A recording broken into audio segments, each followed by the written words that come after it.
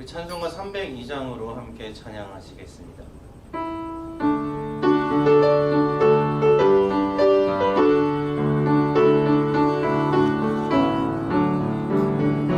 내 주 하나님 넓고 긴 은혜님 좁힌 바다보다 깊다. 너무 탑지를 끌러 깊은 데로 저 한가운데 가보라. 언덕을 떠나서 창가에 배 띄워 내 주 예수 은혜의 바다로 내 맘껏 져가라.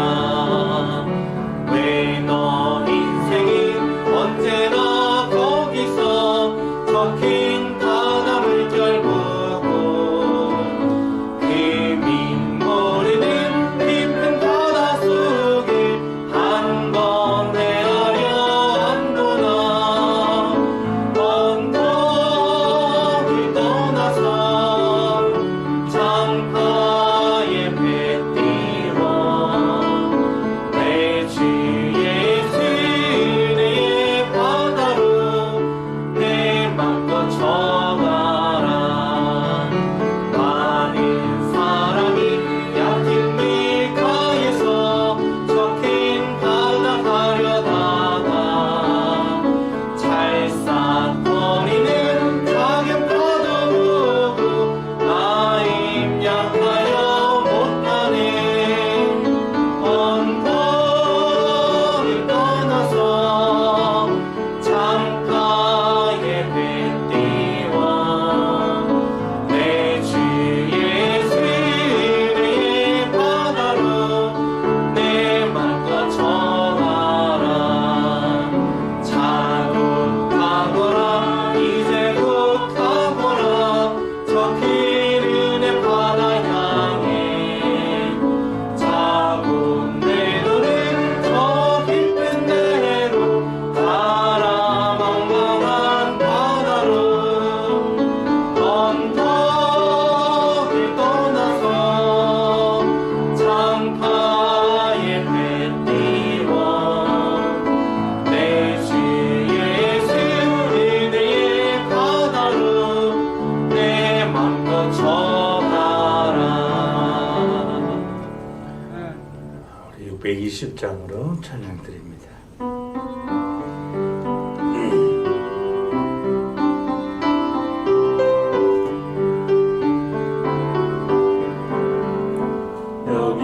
여기에 모인 우리 주의 은총 받은 자여라. 주께서 이 자리에 함께 계심을 나노라.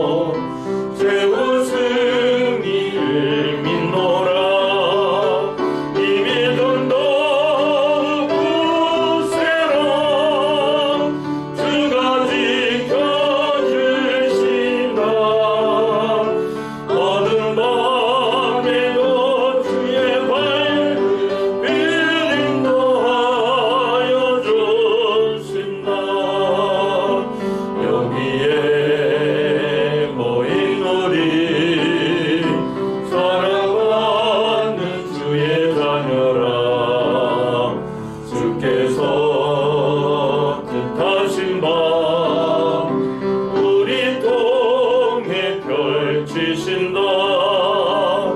고통과 슬픔 중에 더욱 주님 의지하오니 어려움 이겨내고 주님 더욱 찬양하라. 이 믿음 더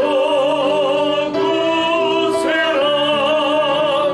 주가 이끌어주신다. 어두운 밤에도 주의 밝은 빛 인도하여 주신다. 할렐루야. 오늘은 성탄 축제 예배, 평화의 예배로 하나님께 드립니다.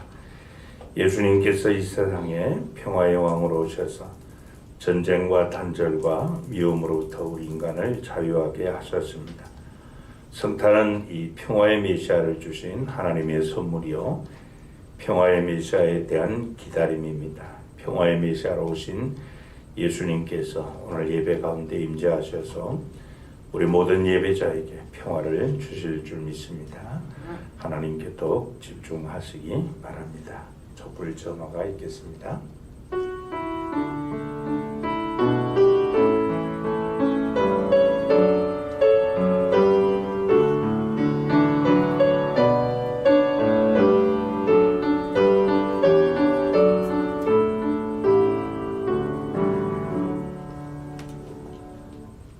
우리는 예수님께서 이 땅에 평화의 왕으로 오심을 선포하기 위하여 이 불을 켭니다. 이 밝은 빛은 평화입니다. 우리와 함께 하시기 위해 임마누엘로 오신 예수님은 우리가 이 땅의 평화를 위하여 살기를 원하십니다. 아멘.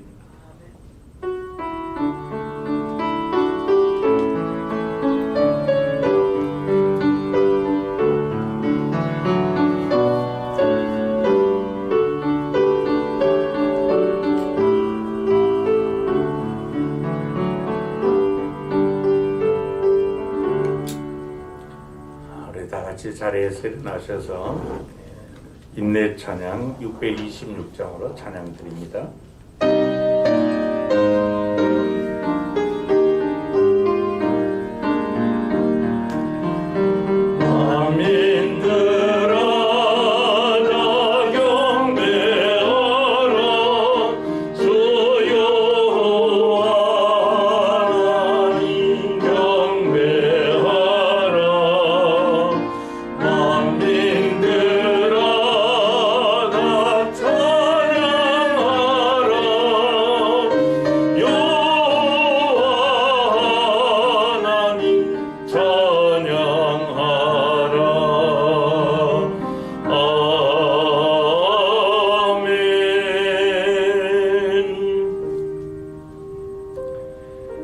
여호와여, 주의 인자하심을 우리에게 보이시며 주의 구원을 우리에게 주소서.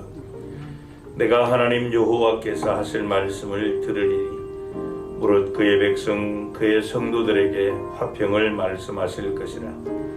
그들은 다시 어리석은 대로 돌아가지 말지로다. 진실로 그의 구원이 그를 경외하는 자에게 가까우니 영광이 우리 땅에 머무르리이다.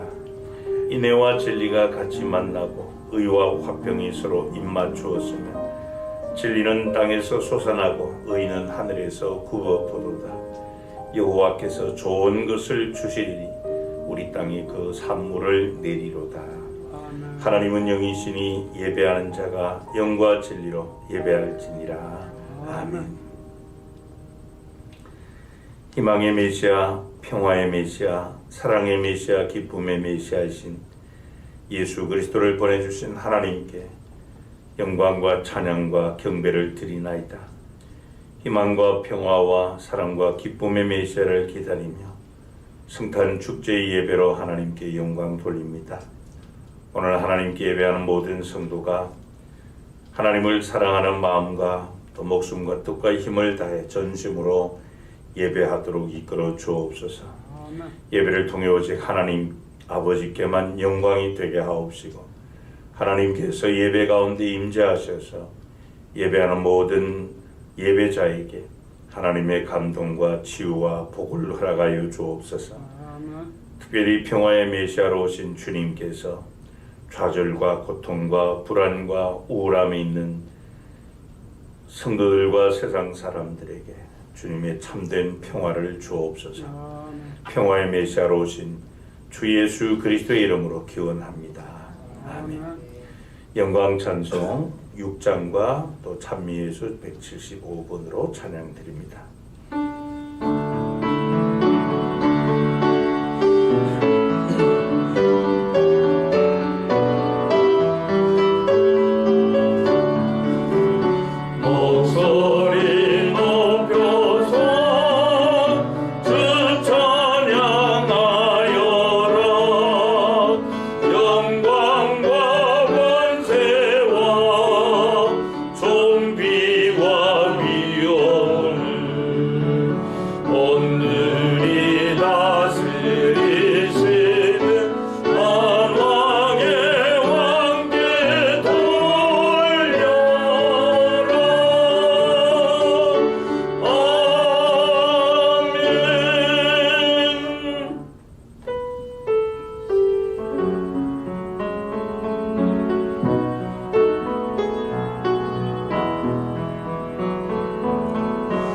주는 평화 막힌 담을 모두 허셨네. 주는 평화 우리의 평화 주는 평화 막힌 담을 모두 허셨네. 주는 평화 우리의 평화 염려가 막히라 주가 돌보시니 주는 평화 우리의 평화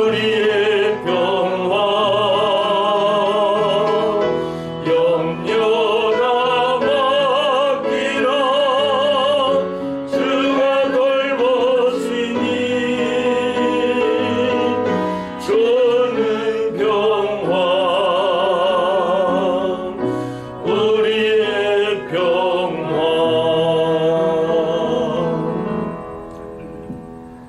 교독문 116번을 같이 교독하시겠습니다. 이새의 줄기에서 한 싹이 나며 그 뿌리에서 한 가지가 나서 결실할 것이요 그의 위에 여호와의 영은요 지혜와 총명의 영이요 모략과 재능의 영이요 지식과 여호와를 경외하는 영이 강림하시리니 그가 여호와를 경외함으로 즐거움을 삼을 것이며 그의 눈에 보이는 대로 심판하지 아니하며 그의 귀에 들리는 대로 판단하지 아니하며 공의로 가난한 자를 심판하며 정직으로 세상에 겸손한 자를 판단할 것이며 그의 입에 막대기로 세상을 치며 그의 입술의 기운으로 악인을 죽일 것이며 공의로 그의 헐기를 삼으며 성실로 그의 몸의 띠를 삼으리라. 그때의 이리가 어린 양과 함께 살며 표범이 어린 연소와 함께 누우며 송아지와 어린 사자와 살찐 짐승이 함께 있어 어린아이에게 끌리며 암소와 곰이 함께 먹으며 그것들의 새끼가 함께 엎드리며 사자가 소처럼 풀을 먹을 것이며 젖먹는 아이가 독사의 구멍에서 장난하며 젖된 어린아이가 독사의 꿀에 손을 넣을 것이라. 내 거룩한 산 모든 곳에서 해됨도 없고 상함도 없을 것이니 일명군이 바다를 덮은 같이 여호와를 아는 지식이 세상에 충만할 것이니라. 그날의 이새의 뿌리에서 한 싹이 나서 만민의 기치로 설 것이요 열방이 그에게 돌아오니 그가 왕한 곳이 영화로우리라. 아멘. 우리 사도신경으로 믿는 바 신앙을 고백드립니다.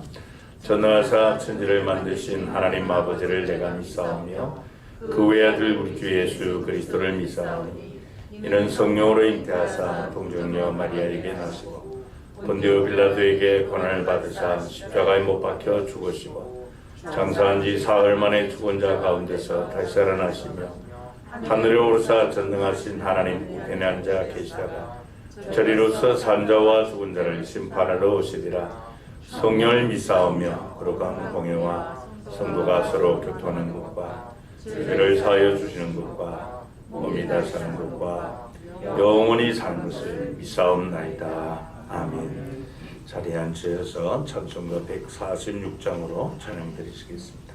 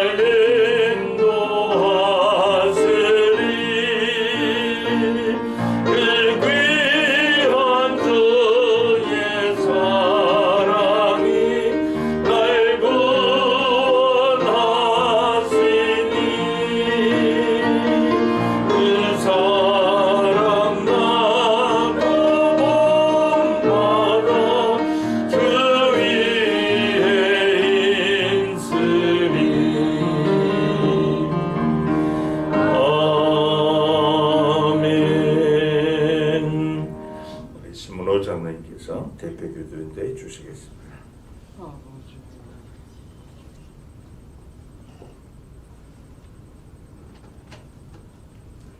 전지전능하시며 은혜가 풍성하신 아버지 하나님, 내 영혼이 주를 찬양하며 몸과 마음과 뜻과 정성을 다하여 예배를 드릴 수 있도록 은혜 주시니 감사합니다. 주님, 상한 심령 고침받게 하시고 근심 걱정 물러가게 하시고 재앙과 코로나도 종식시켜 주옵소서. 또한 일상생활의 축복이 회복되게 하옵시고 묶이고 다치고 막힌 문제들 모두 해결되게 하옵소서. 사랑과 평화와 은혜가 충만한 12월이 되게 하옵소서. 나는 여호와라 말씀하신 하나님, 세상은 아직도 깨닫지 못함을 용서하여 주옵소서. 하나님께서 우주 만물을 주관하시는 분인데 하나님의 노를 그치게 못하여 괜히 바이러스 아니 더 무서운 것들이 있다는 그걸 모르는 뭇백성들의 삶을 회개합니다. 하나님을 믿는 믿음의 백성들, 기도시는 죄를 범치 않게 하여 주옵소서. 오직 주만 의지하게 하옵소서. 말씀 선포하실 목사님 강건하게 하옵시고 주의 능력의 장중에 붙잡아 주옵소서. 말씀 듣는 중에 나는 어찌할꼬 하는 회개의 시간이 되게 하옵소서. 아멘. 이 시간도 사랑으로 보듬어 지켜주시며 마음의 평안을 얻게 하옵소서. 아멘. 주님, 우리가 있는 곳에 생명과 사랑과 은혜가 충만하게 하옵소서. 아멘. 평화의 메시아로 오신 예수 그리스도 이름으로 기도드리옵나이다. 아멘.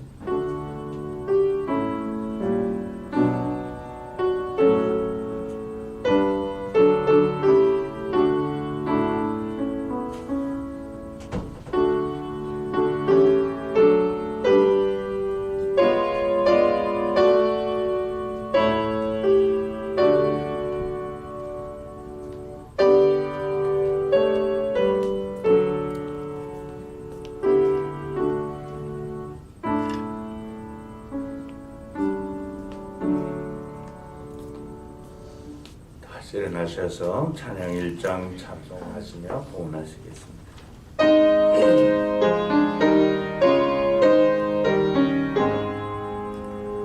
만복의 근원 하나님 온 백성 찬송 드리고 저 천사여 찬송하세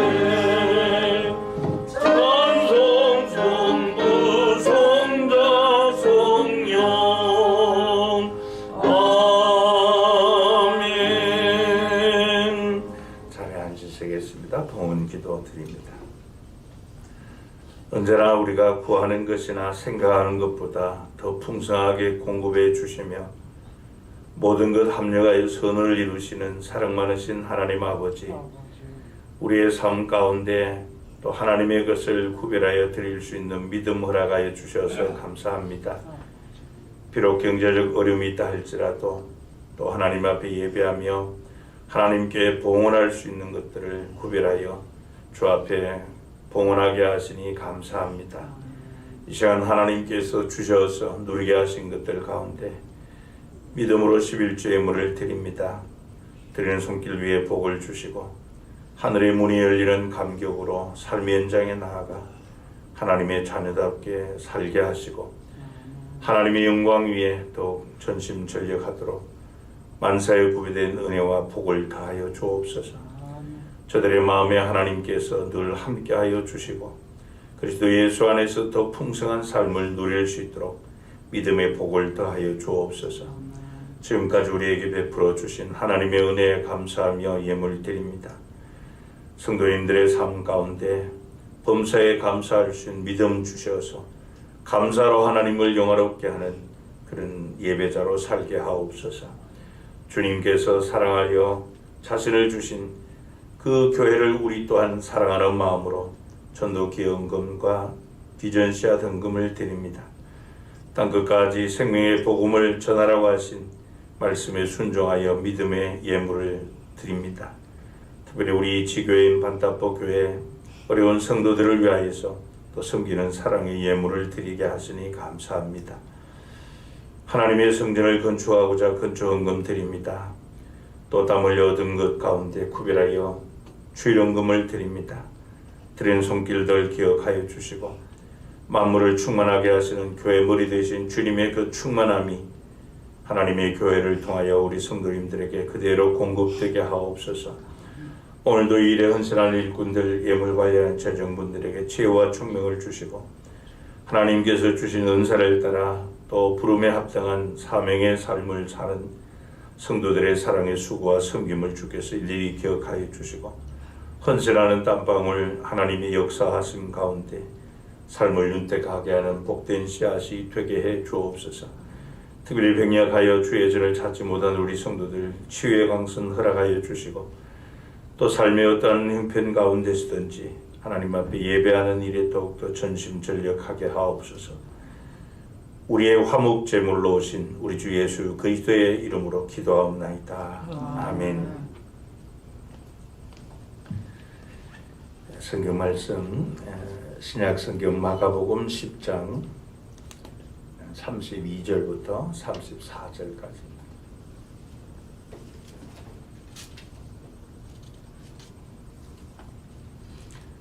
마가복음 10장 32절부터 34절까지 우리 한 목소리로 같이 읽겠습니다. 예루살렘으로 올라가는 길에 예수께서 그들 앞에 서서 가시는데 그들이 놀라고 따르는 자들은 두려워하더라.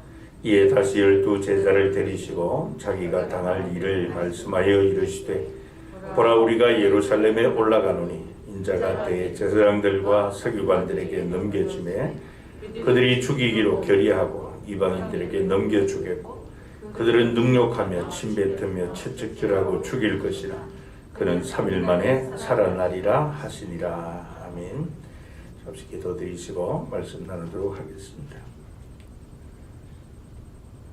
죄와 허물로 영원한 사망에 처한 우리 스스로 사망의 몸에서 해방될 수 없기에 긍휼에 풍성하신 하나님께서 예수 그리스도를 인간의 몸을 입고 이 땅에 보내주시고 하나님과 원수된 우리 화목할 수 있도록 화목된 제물 되어주시고 우리의 모든 죄악을 도말하는 속죄 제물이 되어주심으로 거룩하신 하나님의 은혜의 보좌 앞으로 담대히 나아가는 구원의 은총을 허락해 주신 하나님 아버지, 2021년 이 대림절에 다시 한번 우리에게 희망과 평화와 사랑과 기쁨의 메시아로 오신 주님을 더욱더 대망하며 그 주님께서 우리의 심령 가운데 좌정하시고 우리를 다스려 주심으로 그리스도 예수 안에서 참된 소망 가운데 또 주님이 주신 참된 평강 가운데 주님이 주신 그 넘치는 사랑으로 기뻐하며 주 예수 그리스도 십자가 복음의 증인들로 살게 해 주옵소서. 구원의 즐거움을 회복시켜 주시고 땅 끝까지 십자가 복음 증인으로 살 수 있도록 위로부터 임하는 능력을 덧입혀 주시옵소서. 주 예수 그리스도의 이름으로 기도하옵나이다. 아멘. 2021년 대림절 맞이해서 성탄 축제 예배 드리는 가운데 올해는 복음에 대한 말씀을 4주간 전하고자 합니다.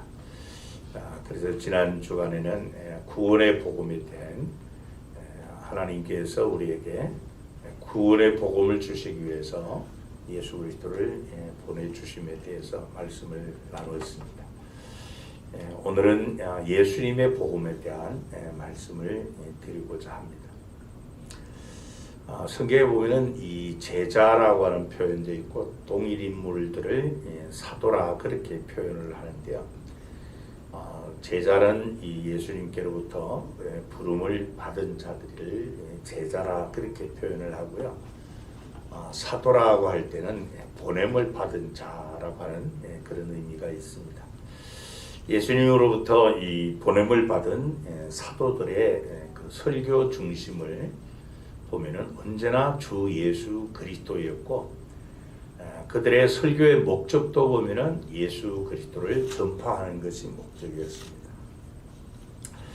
무엇보다도 이 사도들을 통해서 이 땅에 처음 세워진 이 교회의 중심도 바로 예수 그리스도입니다. 그래서 이 교회이든 주님의 이름으로 세워진 교회이든 그 주님으로부터 보냄을 받은 이 사도이든 간에 오직 예수 그리스도를 전하는 것이 중심이 되고 핵심이 되었던 것입니다. 그러면 왜 예수 그리스도인가 하는 것이죠. 그래서 바로 성경의 중심, 이 진리의 중심, 이 복음의 중심이 바로 예수 그리스도이기 때문에 그렇습니다. 여러분 성경에 보면은 수많은 사람이 나오고 사건도 나오고 역사 또 이야기, 배경, 상황 이런 것들이 다 나오는데 그 중심이 바로 예수 그리스도이십니다. 그래서 구약 성경은 오실 메시아에 대해서 그리고 신약은 오신 메시아에 대해서 말씀을 하죠. 그 성경 해석학 가운데 보면은 구속사적 해석학이라는 표현이 있습니다. 그러니까 창세기부터 요한계시록을 구원이라고 하는 관점에서 해석을 하는 것을 말합니다. 왜냐하면 창세기부터 요한계시록까지 이 구속사라고 하는 큰 하나의 맥이 흐름이 있기 때문에 말씀을 하죠. 그 구속사의 핵심이 바로 예수 그리스도이죠. 그래서 성경의 중심이 예수 그리스도인 거예요. 그래서 성경의 모든 인물과 사건들이 늘 예수 그리스도와 연결이 되도록 되어 있습니다. 근데 만약 예수 그리스도와 연결이 되지 않으면 아무런 의미가 없습니다. 그러면 예수 그리스도의 이 중심 복음이 무엇인가? 즉 예수님께서 직접 말씀하시고 선포하신 복음은 무엇인가 하는 것을 오늘 나누고자 합니다. 먼저 이 예수님의 복음은 하나님의 나라입니다.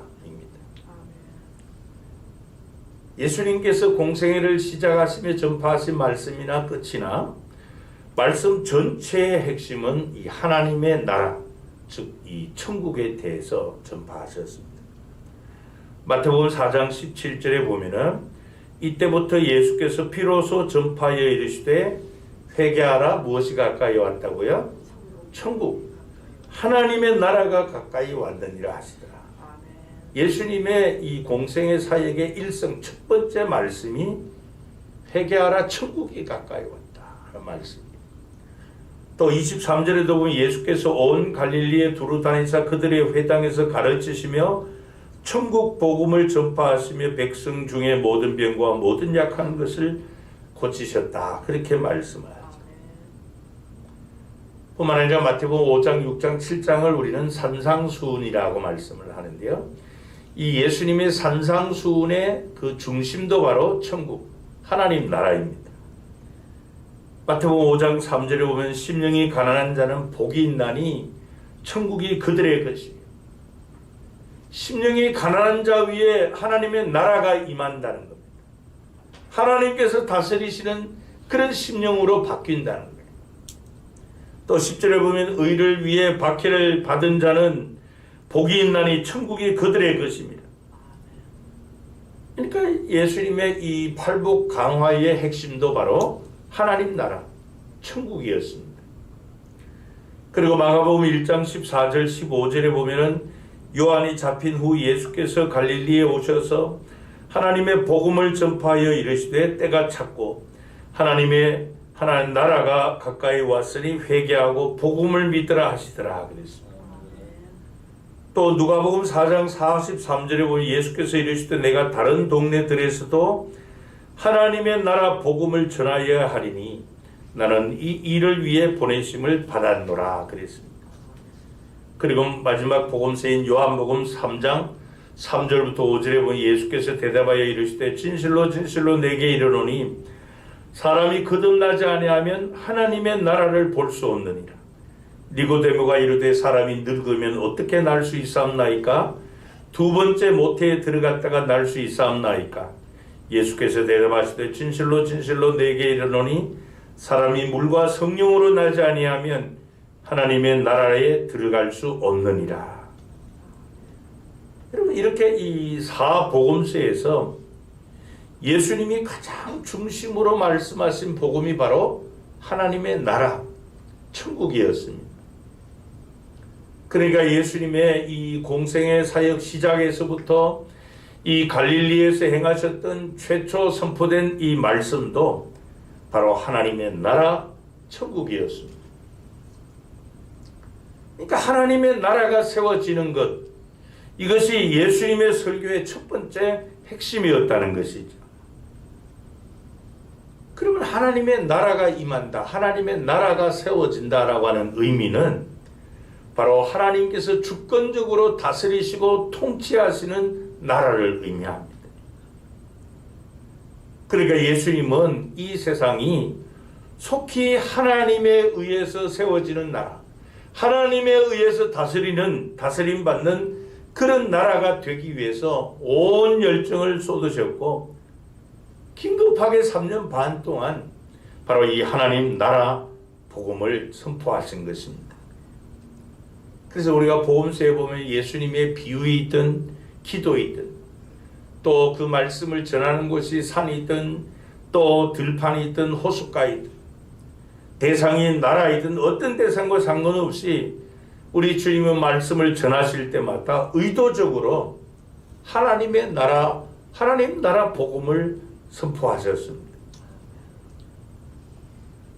지금도 우리 예수님은 이 땅에 하나님께서 다스리시는 그 나라가 세워지기를 원하시는 겁니다. 그러므로 주님의 피값으로 세움을 받은 오늘의 모든 교회가 이 세상을 향해 전해야 될 첫 번째 말씀은 천국 복음입니다. 하나님 나라 복음입니다.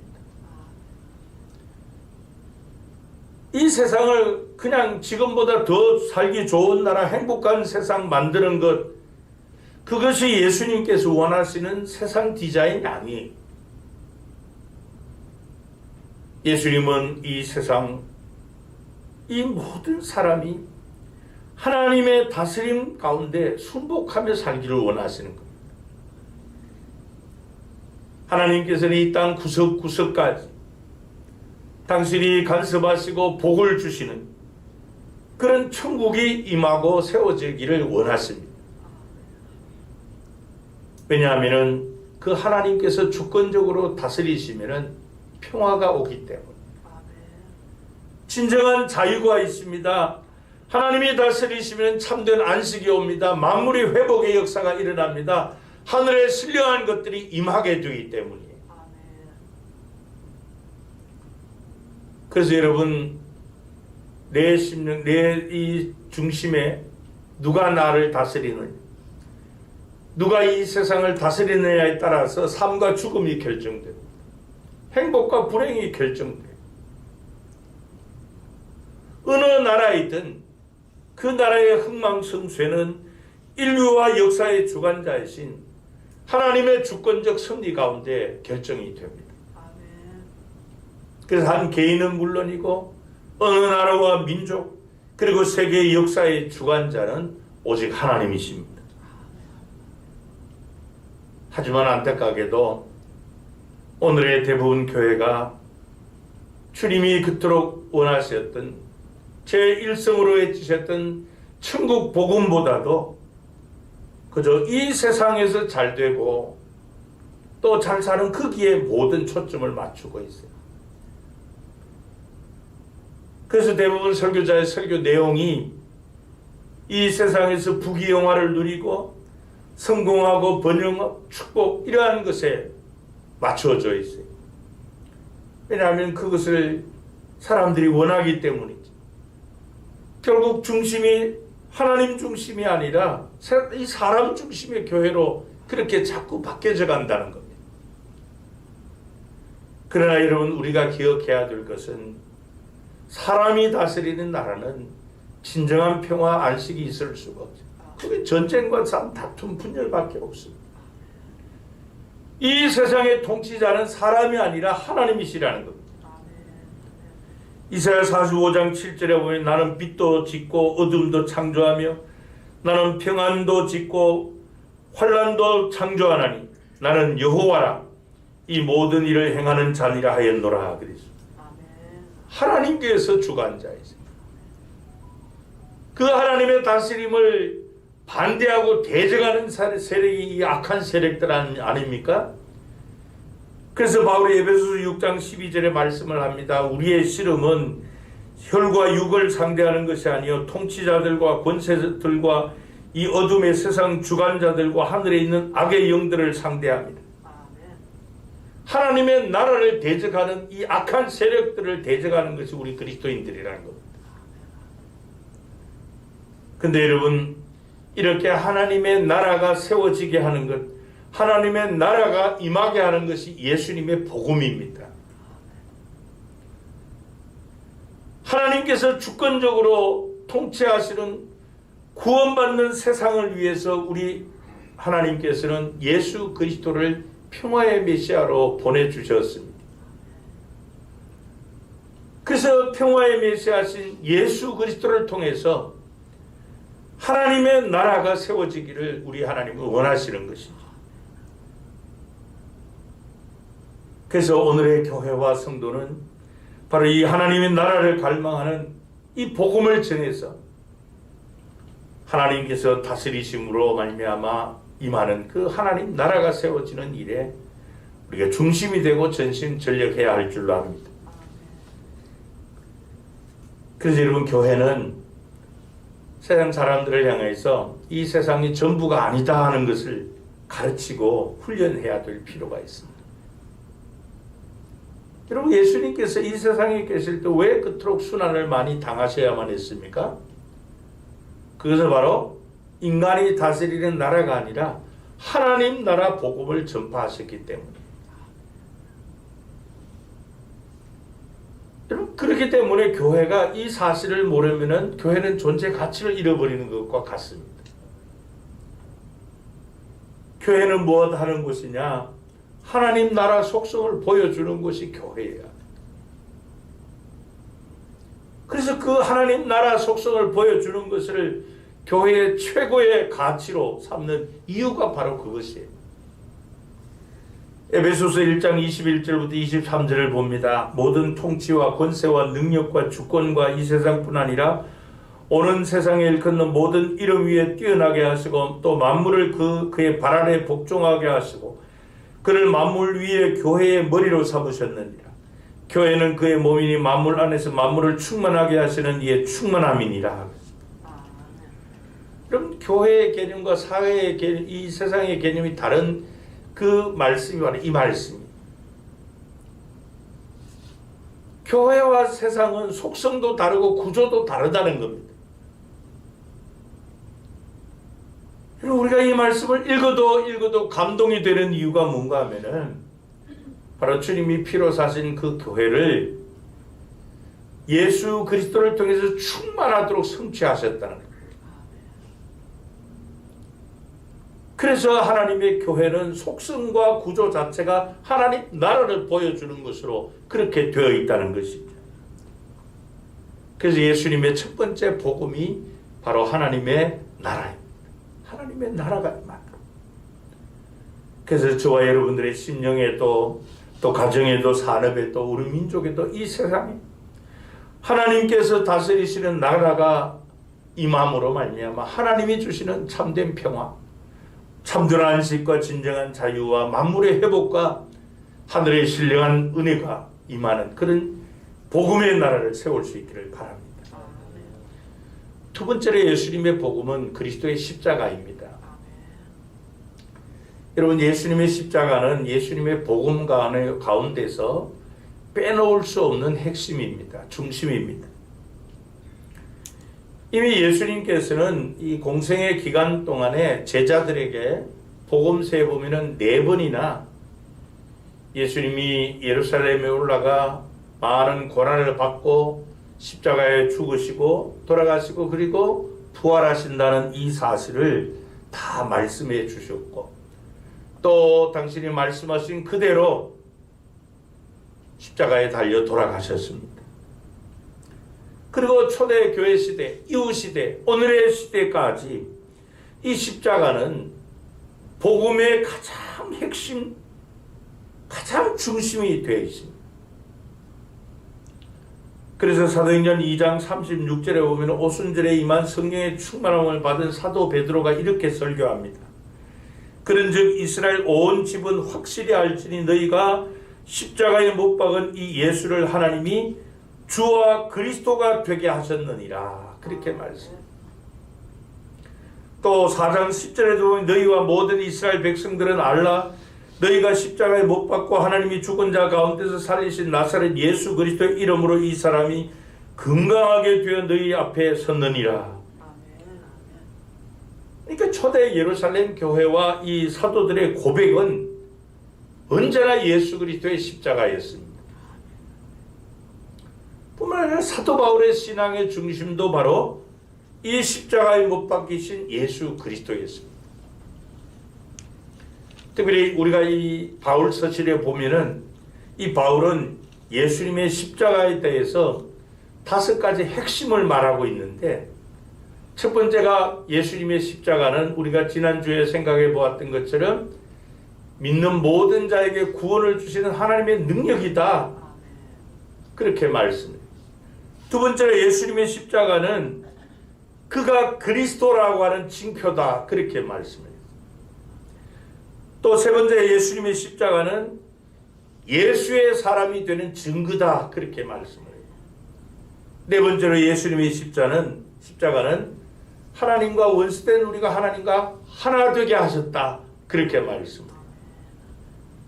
다섯 번째로 예수님의 십자가는 이 세상을 승리하게 하는 원동력이다. 이렇게 말했습니다. 그래서 사도 바울은 오직 나는 십자가만 자랑하겠다. 그렇게 고백을 했잖아요. 그래서 그는 십자가 복음을 전하는 일에 일생을 바쳤고 목숨을 바쳐 순교하기까지 그 일을 증언하는 그 일을 감당했습니다. 예수 그리스도의 십자가가 헛되지 않도록 그는 최선을 다했습니다. 그래서 이 대강절 네 번째 주일날 이 기쁨의 예배 때 다른 복음에 대한 말씀을 전하고자 하는데, 그 갈라디아서에서 사도 바울은 십자가 복음에 다른 복음을 전하면 하나님의 저주를 받으라 그렇게 말씀을 하기까지 했어요. 십자가가 우리 그리스도인들의 신앙의 핵심이라는 것. 그렇습니다. 여러분, 예수님의 이 십자가는 우리 구원의 근거입니다. 복음의 중심이에요. 믿는 모든 자를 구원하시는 하나님의 능력이 바로 이 십자가입니다. 여러분, 예수 그리스도의 생애 가운데 최고의 절정이 바로 예수님 십자가입니다. 만약 이 십자가 사건이 없었다면 우리는 하나님을 알 수도 없고 그 하나님께로 나아갈 수도 없고 하나님의 구원 계획이 성취될 수도 없었습니다. 원수된 우리가 거룩하신 하나님과 화목을 이루고 그 하나님의 은혜의 보좌 앞으로 나가는 길이 열릴 수가 없었습니다. 그런데 그 길을 열어주시고 우리의 모든 죄 문제가 해결된 최고의 절정, 이 전환점, 그 터닝 포인트가 바로 예수님의 십자가입니다. 예수님께서 이 고난을 받으시고 십자가에 돌아가셨기 때문에 창세 전부터 가지고 계신 하나님의 인간 구원 계획, 그 약속이 그대로 이루어졌습니다.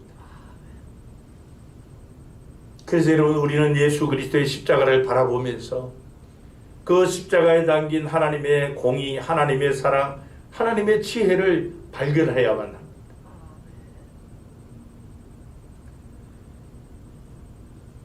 그 십자가를 우리가 바라보면 내 모든 상처가 치유됩니다. 내 모든 죄악이 사함을 받습니다. 그 예수 그리스도의 십자가를 바라보면 내 한숨과 슬픔이 변하여 기쁨이 되고 찬송이 되게 하십니다. 그 십자가를 바라보면 나를 죄의 유혹으로 이끌고 가는 그 악의 세력을 이길 수 있는 힘과 능력을 체험하게 됩니다.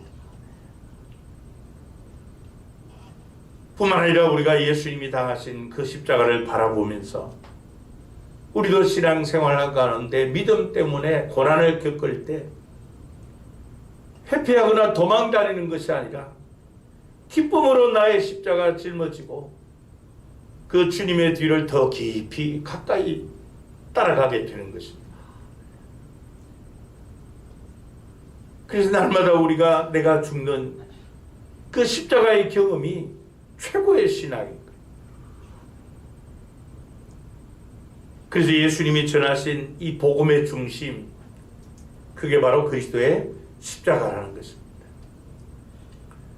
마지막 세 번째로 예수님이 전하신 이 복음은 부활입니다.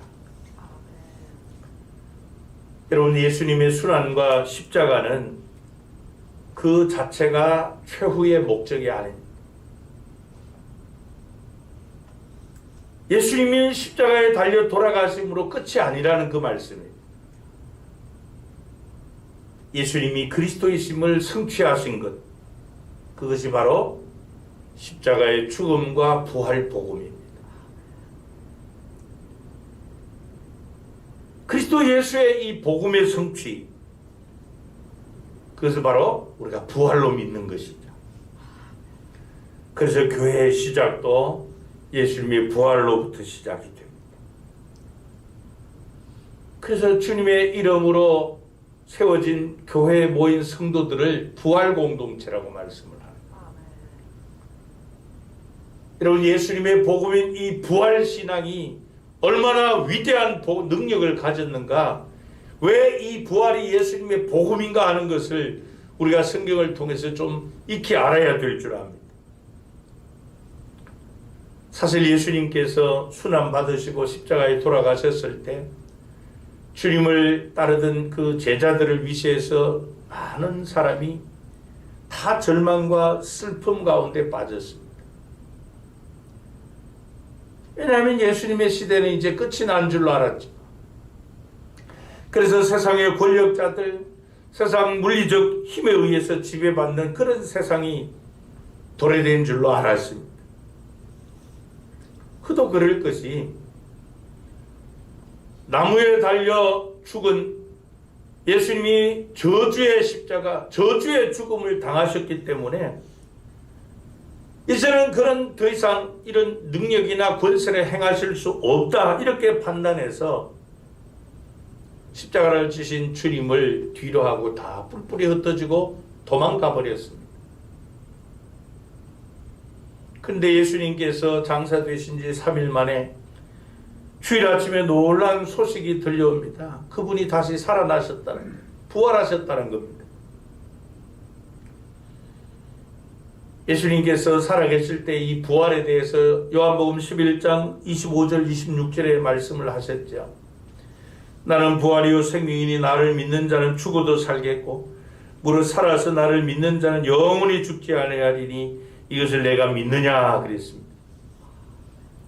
그러면서 예수님께서 마르다에게 예수님의 부활을 믿으면 어떻게 된다고 말씀을 하는가 하면 그 뒤에 40절을 보면 뭐라고 말씀을 합니까? 내 말이 내가 믿으면, 그러니까 부활을 믿으면 뭘 본다고요? 하나님의 영광을 보리라 하지 않더냐. 하나님의 영광인 부활을 본다는 겁니다. 그러니까 여러분, 복음은 하나님의 영광의 복음이에요. 이 부활은 하나님의 영광의 복음이에요. 그래서 여러분, 초대 예루살렘 교회 성도들은 예수 그리스도의 부활을 믿는 것으로 끝나지 않고 증언했습니다. 전파했습니다. 가룟 유다를 대신할 사도를 세울 때도 예수님의 부활을 증언할 자를 세웠다, 이렇게 말씀을 하고 있어요. 그래서 이 초대 그리스도인들과 사도들은 예수님의 부활에 대해서 적극적인 이 증인의 삶을 삽니다. 거기에 전념을 했어요. 그래서 초대 그리스도인들의 모임은 부활신앙으로 무장한 성도들의 모임이었고, 그들이 흩어질 때도 이 부활신앙을 전파하기 위해서 흩어졌어요. 특별히 이 사도 바울은 십자가에 대해서도 강조한 바가 있지만은 그리스도의 부활에 대해서도 세 가지 사실을 강력하게 선포합니다. 먼저 로마서 1장 4절에 보면 예수님의 부활은 그분이 하나님의 아들이시다는 것을 선포한다, 그렇게 증언을 했어요. 또 고린도전서 15장 12절 13절에 보면 예수님의 부활은 그리스도에 대한 확실한 증거다. 그분이 대속의 죽음을 당하시고 사망권세 이기시고 부활하심으로 우리의 구원자가 되신다는 증인이다, 증거다, 그렇게 표현을 했어요. 또 고린도전서 15장 14절에 보면 예수님의 부활은 믿음의 중심에 해당한다, 그렇게 증언을 합니다. 그뿐만 아니라 여러분, 사도 베드로도 이 부활에 대해서 철저한 믿음을 소유했고, 그래서 후대에 자신이 전하는 그의 서신서에 첫 번째 둔 것이 뭔가 부활신앙입니다. 부활의 복음에 대해서 말씀을 하고 있어요. 이 부활의 신앙, 부활의 복음은 이 사도 베드로가 예수님께 큰 잘못을 저지르고 난 후에 깨달은 은혜의 복음이에요. 그래서 이 그리스도의 부활에 대해서 이 부활 복음에 대해서 너무나도 누구보다도 간절하고 뜨거웠던 것이 바로 사도 베드로입니다. 그래서 그가 후대에 전하는 이 베드로 서신, 특별히 베드로전서 1장 3절에 보면 그가 앞에 인사말을 하고 난 다음에 하는 말씀이 우리 주 예수 그리스도의 아버지 하나님을 찬송하리로다.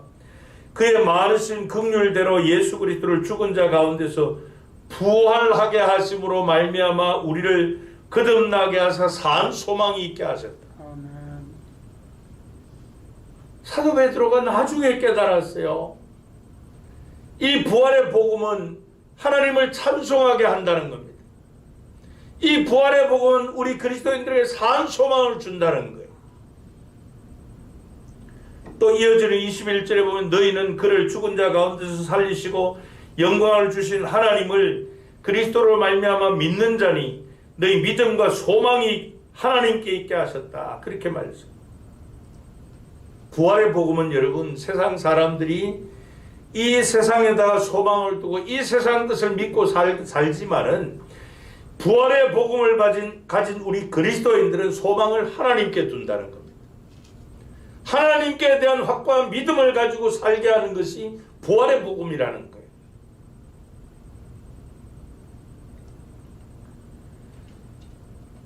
부활의 주님께서 베드로를 찾아오신 이후에 깨달은 것이, 사도 베드로가 깨달은 것이 바로 그리스도의 부활 복음. 예수 그리스도의 부활이 참된 믿음을 우리에게 가져다 주고 진정으로 하나님을 찬송하게 하고 산 소망을 가지고 살게 하는 능력이 바로 부활의 복음이라는 거예요. 지난날 이 베드로는 예수님이 그토록 말씀하신, 4번이나 거듭거듭 말씀하신 이 십자가 죽음과 부활이 도대체 그게 뭔지도 몰랐고 믿지도 않았습니다. 그렇기 때문에 예수님께서 사로잡히셨을 때 그는 예수님을 모른다고 부인하고 저주하면서 맹세하면서까지 부인했지 않습니까? 만일 베드로가 예수님께서 복음서에서 4번이나 말씀하신 이 십자가 죽음과 부활의 복음에 대해서 잘 알고 있었다면 그의 성격상 예수님이 지고 가신 십자가 계속 지고 가도록 하지 않았을 거예요. 주님 제가 지겠습니다. 그랬을 거예요. 예수님 제가 대신 죽겠습니다. 그래서 생명까지도 바쳤을 겁니다. 그런데 처음에 이 베드로는 예수님의 십자가 복음과 부활의 복음의 의미를 몰랐습니다. 그렇기 때문에 그는 모른다고 부인하고 저주하며 맹세하며 부인하며 도망갔잖아요.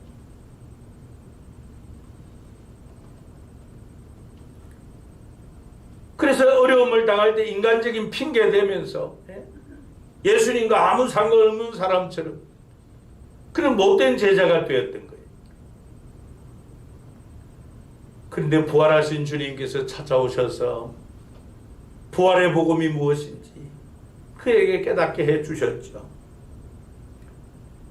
그렇기 때문에 그는 더는 주님을 모른다고 부인하는 그런 후회할 그런 짓을 하지 않습니다. 마지막에 전성에 의하면 그는 내가 예수님처럼 똑바로 십자가에 달려 죽을 수 없다. 나를 거꾸로 매달아라. 그래서 십자가 거꾸로 매달려 순교했습니다.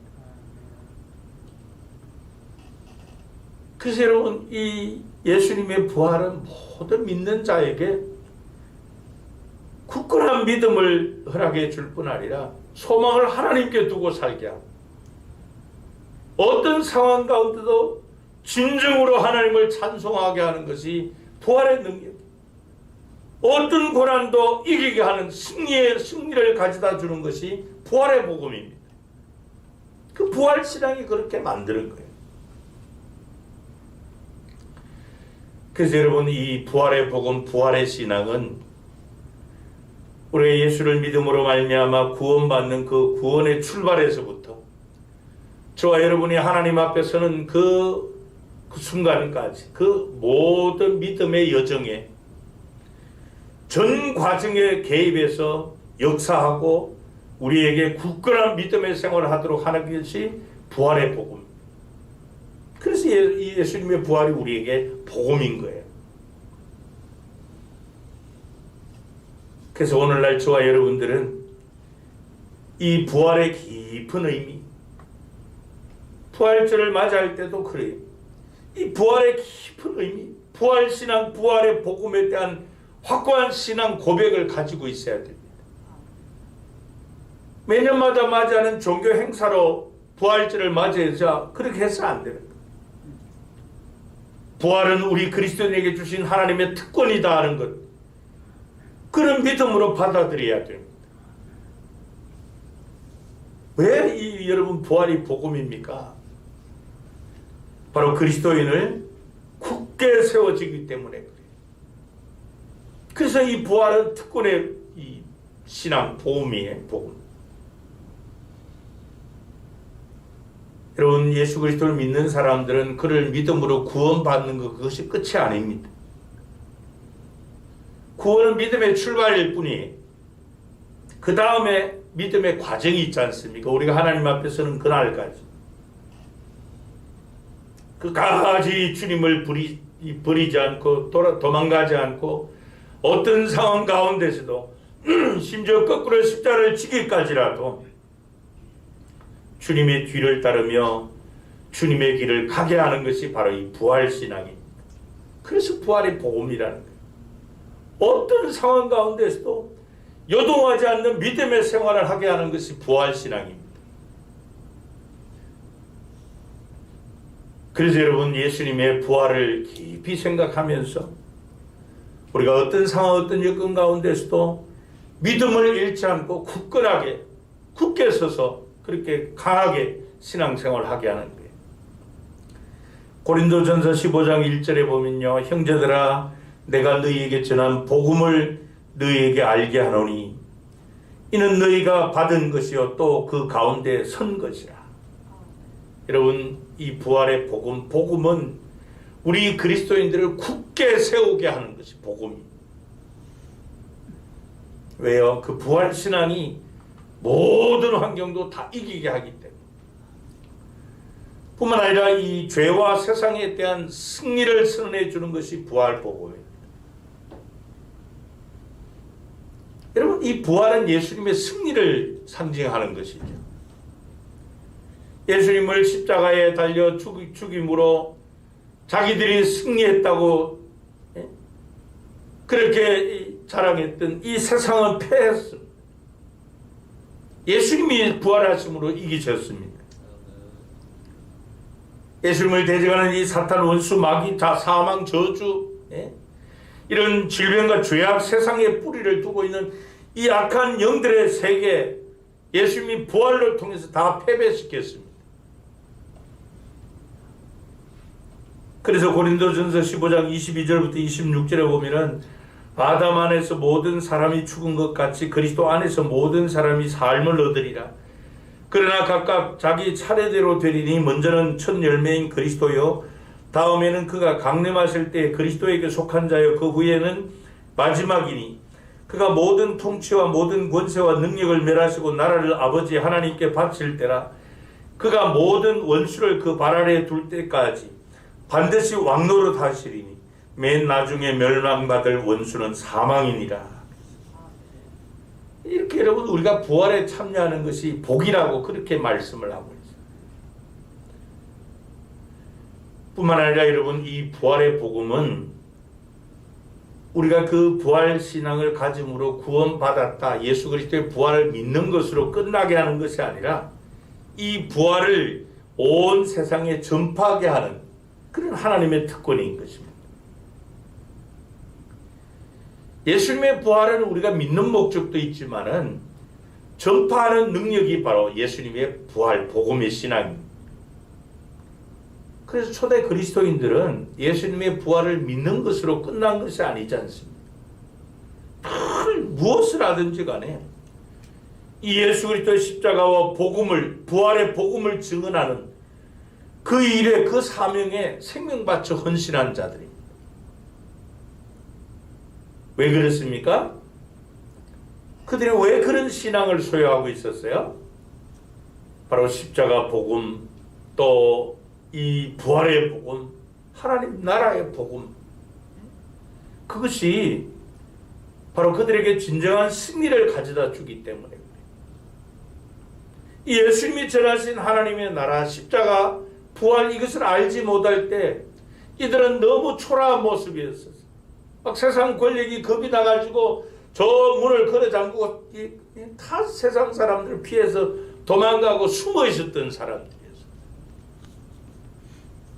그때 하나님의 나라가 자신들의 심령 가운데 임하시고 십자가가 승리라는 것, 부활의 능력이라는 것을 확신하고 믿음에 굳게 서니까 구원받은 믿음에 그냥 믿는 것으로 끝나는 것이 아니라 이 부활의 복음을 증언하는 그 일에 생명바쳐 헌신하게 됩니다.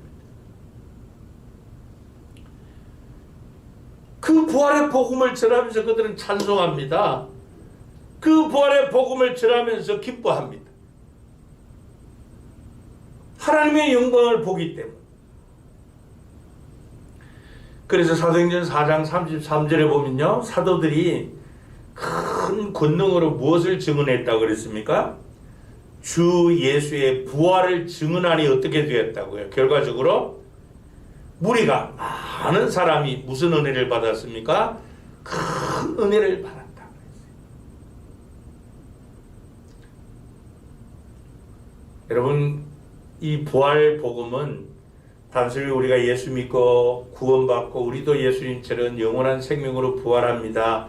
그것으로 끝나는 것이 아니고 이 부활이 우리에게 진정한 복음이 되는 것은 우리의 신앙을 굳건하게 세워주고 어떤 어려움도 극복하게 하고 어떤 대적도 승리하게 하는 것이 부활이기 때문에 부활 신앙이기 때문에 그렇다는 겁니다. 그래서 사도들이 큰 권능으로 주 예수의 부활을 증언하니 무리가 큰 은혜를 받았더라는 것입니다. 또 사도행전 17장 3절에 보면 뜻을 풀어 그리스도가 해를 받고 죽은 자 가운데서 다시 살아나야 할 것을 증언했다. 부활을 증언하고 이르되 내가 너희에게 전하는 이 예수가 곧 그리스도라. 그 초대 그리스도인들은 부활 신앙을 믿음으로 믿는 것으로 끝나지 않고 증언했다는 겁니다. 전파했다는 것. 다시 고린도전서 15장 5절에 보면요. 또 우리가 하나님의 거짓 증언으로 발견되리니 우리가 하나님이 그리스도를 다시 살리셨다고 증언하였다. 여러분, 이 초대 그리스도인들 그들은 늘 예수 그리스도의 부활을 증언하는 그 공동체, 그 사명을 감당했던 거예요. 이렇게 여러분 사도행전과 또 이 사도들 그리고 초대 그리스도인들 모두는 예수 그리스도의 십자가와 부활의 증인들이었었어요. 그것을 자신들의 신앙의 중심에다 늘 두었다는 겁니다. 그래서 여러분 예수 그리스도의 이 십자가와 부활은 우리 그리스도인들의 그 믿음을 세워주는 그 역할 정도로 만족하지 않고요. 그들은 때를 얻든지 못 얻든지 항상 이 세상 사람들에게 예수 그리스도 십자가 죽음과 부활의 복음을 전거했습니다.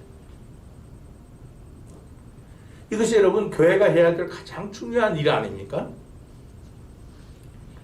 왜 그런가 하면요. 지금 여러분 이 세상 사람들은 길이 어딘지도 모르고 끝이 어딘지도 모르고 막 그냥 마냥 달려가는 겁니다. 옆에 사람이 그렇게 달려가니까 자기도 달려가는 거예요. 자신에게 스스로 질문할 수 있는 그런 결할도 없어요. 내가 누구인가? 나는 지금 어디를 향해 달려가고 있는가? 질문하지 않습니다. 그냥 뭐 나만 잘 먹고 잘 살면 된다. 내 길은 내가 책임진다라고 하는 이런 어설픈 이런 이론을 바탕으로 해서 개인화에 빠져가지고 인지력이 없어요. 지성인은 더 이기적인 그런 삶을 살고 사람들은 그저 이 공중의 어둠의 권세를 잡은 악한 영들이 이끄는 대로 끌려가고 있어요. 저들의 마지막은 결국은 멸망인데도 말입니다. 그렇기 때문에 여러분 진정으로 이 세상 사람들에게 가장 필요한 것이 돈이 아닙니다. 정치도 아니고 무슨 경제도 아니고 문화가 아니에요.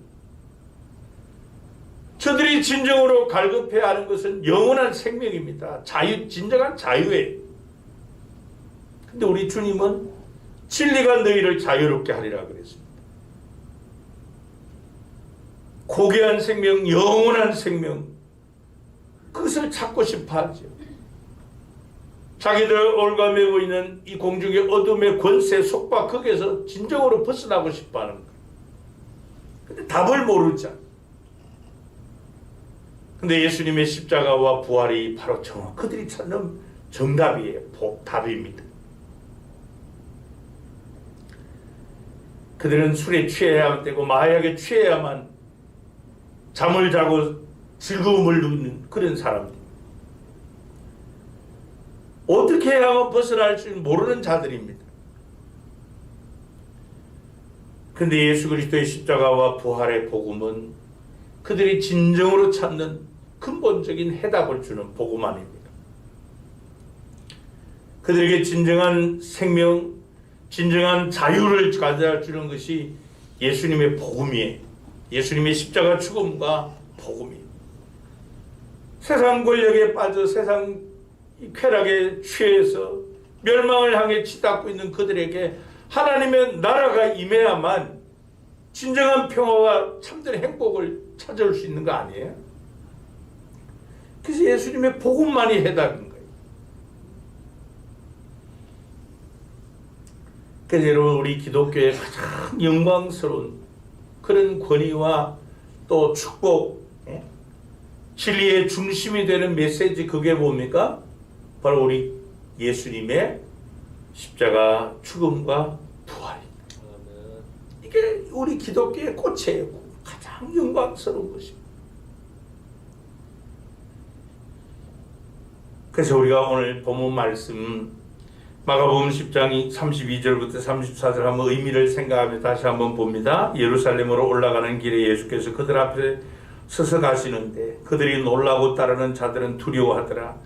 이에 다시 12제자를 데리시고 자기가 당할 일을 말씀하여 이르시되 우리가 예루살렘에 올라가노니 인자가 대제사장들과 서기관들에게 넘겨주매 그들이 죽이기로 결의하고 이방인들에게 넘겨주겠고 그들은 능욕하며 침뱉으며 채찍질하고 죽일 것이나 그는 3일 만에 살아나리라 하시니라. 여러분, 이 말씀이 예수 그리스도의 복음입니다. 이 말씀을 전하는 것이 교회의 사명입니다. 이 말씀을 믿고 전파하는 자들이 우리 그리스도인이. 그래서 우리 교회는 주님의 피값으로 세워진 주님의 교회로서 이 복음을 전하도록 하나님이 세우신 교회입니다. 그러므로 이 복음 전파를 통해서 하나님께 영광 돌리는 그 일에 헌신할 수 있는 예수님의 복음 증인으로 살아가시기를 바랍니다. 예수님이 전하신 복음은 하나님의 나라입니다. 하나님의 나라가 임해야만 어둠의 세력들이 떠납니다. 그래야만 진정한 평화가 찾아옵니다. 참된 행복이 있습니다. 참된 자유가 주어지게 됩니다. 예수님의 복음은 십자가입니다. 우리의 그 어떠한 모습도 주님의 십자가를 바라볼 때 다 이길 수 있습니다. 한숨도 변하여 찬송이 되게 하십니다. 염려와 근심, 걱정이 변하여 감사가 되게 하는 것이 또 우리를 죄악의 노예로 살아가도록 우리를 유혹하는 죄의 세력을 이기게 하는 것이 바로 십자가 복음입니다. 뿐만 아니라 이 예수님이 전하신 복음은 부활입니다. 왜냐하면 그 부활은 우리 그리스도인들을 믿음을 굳게 세워주기 때문에 하나님이 가장 원하시는 이 세상을 향해서 정답을 선포해주고 전해주는 증인이 되게 하는 것이, 넉넉하게 이기는 삶을 살게 하는 것이 바로 예수 그리스도의 부활이기 때문에 예수님이 전하신 이 복음인 하나님 나라, 그분의 십자가, 부활, 이것이 우리에게 진정한 복음입니다. 아직도 이 복음, 이 답을 알지 못하는 이 세상을 향하여 초대 그리스도인들처럼 십자가 증인들로, 부활의 증인들로 살아감으로 이 땅에 하나님의 나라를 세우는 그런 복음의 사람들로 살아가시기를 축복합니다. 기도하시겠습니다. 하나님 아버지, 감사합니다. 모든 사람이 죄를 범하여 하나님의 영광에 이르지 못하였다고 하였습니다. 또 죄의 삭은 사망이라고 하였습니다. 우리는 죄를 범하여 하나님의 품에서 떠난 자 되었고 하나님과 원수되어 저 영원한 지옥 형벌을 향해 치닫고 있던 우리들이었습니다. 그러나 긍휼에 풍성하신 하나님께서 거룩하신 하나님의 은혜의 보좌 앞으로 나아갈 수 있도록 우리의 화목제물로 예수 그리스도를 보내주시고 예수 그리스도를 믿음으로 말미암아 우리에게 하나님의 나라가 임하도록 하여 주시니 감사합니다. 하나님, 지금까지는 우리가 내가 나의 삶의 주인이 되어 살았습니다. 이 세상도 인간이 통치자가 되어 다스리고 있기에 한숨과 수고와 슬픔뿐이요 원망과 다툼뿐이었습니다. 진정한 평화가 없었습니다. 그러나 예수 그리스도 십자가 복음, 이 부활의 복음을 통해서 하나님의 나라가 우리에게 임할 때 세상에 줄 수 없는 참된 평화와 안식이 우리에게 임하게 됨을 믿습니다. 주님이 그토록 원하시는 하나님이 다스리시는 나라가 내 심령에서부터 우리의 가정에 또 우리 교회에 우리 민족의 이 세상에 임하게 하여 주옵소서. 하나님, 믿음의 길이 십자가를 지는 길이기에 우리 주님의 십자가를 바라보면서 또 그 십자가가 무한 영광임을 기억하며 살게 하옵소서. 예수 그리스도의 복음인 부활이 우리의 신앙을 더욱더 굳건하게 세워지고 이 땅에 하나님의 나라가 임하도록 주님의 복음을 증인의 삶을 살게 하는 것이 부활신앙임을 믿습니다. 하나님, 우리를 유혹하는 악의 세력들 이기게 하는 것이 부활신앙임을 믿고 이 부활의 복음으로 단단히 우리가 무장하여 이 세상을 향해 하나님 나라 속성을 보여주며 하나님의 복음을 증거하여 한 영혼이라도 더 하나님이 주시는 이 새로운 생명을 얻게 하는 이 일에 우리가 모두 헌신하는 그런 성도님들과 우리 교회가 되게 해 주옵소서. 우리에게 평화의 복음을 전해주신 주 예수 그리스도의 이름으로 기도합나이다. 아멘. 찬송가 445장으로 찬양드립니다.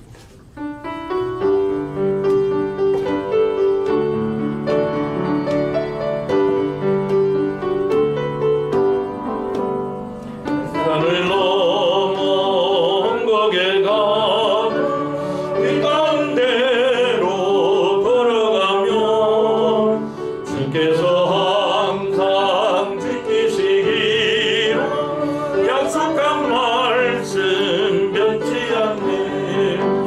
하늘의 영광 나의 맘속에 차고도 넘쳐 할렐루야를 힘차게 불러 영원히 주를 찬양하니. 캄캄한 밤에 다닐지라도 주께서 나의 길 되시고 나에게 밝은 빛이 되시니 길 잃어버릴 염려 없네. 하늘의 영광 나의 맘속에 차고도 넘쳐 할렐루야를 힘차게 불러 영원히 주를 찬양하리. 광명한 그 빛 마음에 받아 찬란한 천국 바라보고 할렐루야를 힘차게 불러 날마다 빛에 걸어가리. 하늘의 영광 나의 맘속에 차고도 넘쳐 할렐루야를 힘차게 불러 영원히 주를 찬양하리. 교회 소식입니다. 대림절 기간인데요. 우리 대림절 기간은 성탄 축제 예배로 드립니다. 오늘은 평화의 예배로 드리고 다음 주일은 사랑의 메시아로 오실 예수님을 대망하며 사랑의 예배로 드립니다. 또 올해 기부금 확인서 필요하신 분들은 재정부 주원영 장로님께 신청하시기 바랍니다. 그리고 2022년도, 22년도 각 부서에서 봉사하실 분들은 담당 교육자들과 또 부장님들께 신청해 주시기 바랍니다. 또 새해 신앙 원력이 나왔습니다. 필요하신 분들 받아가시고요. 또 2022년 예산위원회 모임이 18일 토요일에 있을 예정입니다. 그리고 21년과 결산 22년 예산을 위한 재직회가 19일 주일 오전 2부 예배 후에 모이게 됩니다. 2022년도에도 강단 꽃장식에 많이 동참해 주시면 고맙겠습니다. 또 각 기관에서는 총회를 마치는 대로 결과를 사무실로 보고해 주시기 바랍니다. 어제 그제 교회 김장 담았는데요. 우리 권사님들 몇 분이 김장을 다 수고하셨습니다. 수고하신 우리 권사님들께 감사드립니다. 오늘부터는 우리 축도로 바라고 예배를 안 끝내고요. 이전에 하던 대로 우리가 인사도 나누고 또 다 일어서서 사명선언문 따고 파송찬송도 하고 할 겁니다. 우리 다 같이 서로 인사를 나눕니다. 다음 면이요, 집사님 눌러주세요. 예, 이렇게 인사합니다. 예수님 우리의 평화입니다. 예, 앞뒤 좌우에 있는 분들 함께 인사 나눕니다.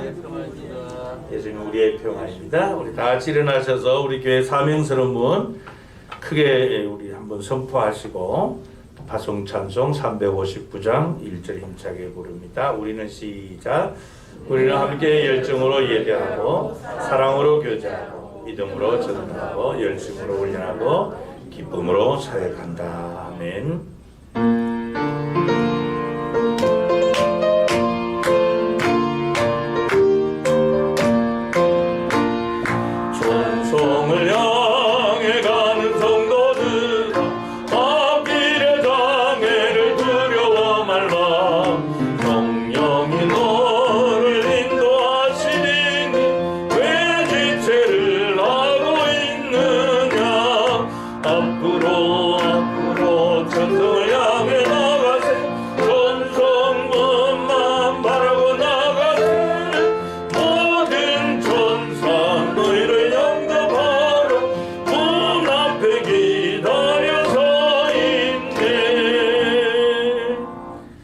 지금은 우리에게 평화의 복음을 전해주기 위해 십자가에 달려 저주의 죽음을 당하신, 또 세상의 권세를 부활로 이기신 우리 주 예수 그리스도의 은혜와 우리에게 독생자까지 아낌없이 내어주신 하나님의 그 놀라우신 사랑과 세상 끝날까지 그리스도 복음의 증인들로 살도록 능력으로 띠띠우시고 강권하시는 성령 하나님과의 교통하시는 역사하심이 예수님의 중심 복음인 이 하나님의 나라가 우리 가운데 임함으로 내가 주인이 아니라 하나님이 다스리시는 그런 우리의 심령, 가정, 또 교회 나라가 되어 하나님만이 주실 수 있는 진정한 평화가 또 회복이 신령한 은혜가 충만하기를 간절히 원할 뿐 아니라 예수님의 십자가 복음을 바라보면서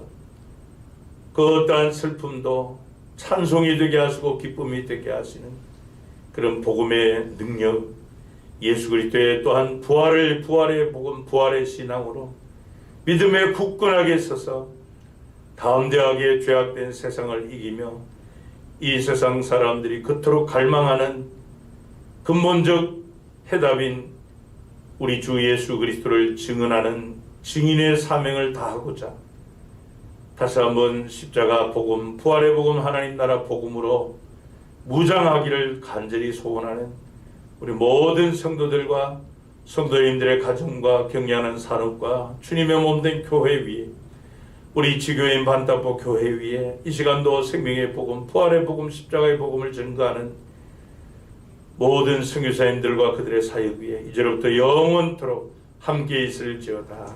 아멘. 하늘에 계신 아버지 이은 거룩한